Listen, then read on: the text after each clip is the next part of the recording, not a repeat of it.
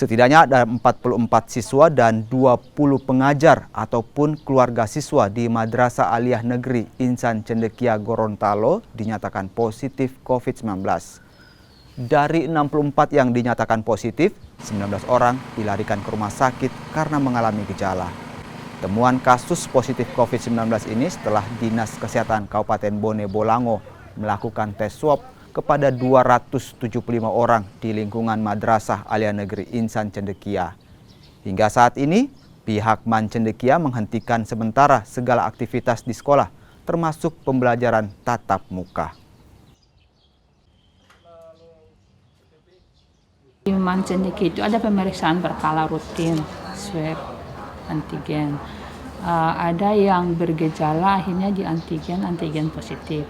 Kemudian kita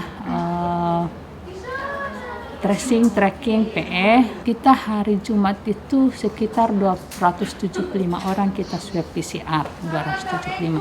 Dari 275 orang itu, 275 orang itu positif 64 orang. Yang positif sekarang sudah evakuasi atau diisolasi mandiri. Ada di LPMP provinsi, kemudian ada di Hotel LG, dan ada beberapa yang kondisinya ada batuk atau demam itu dirujuk ke rumah sakit.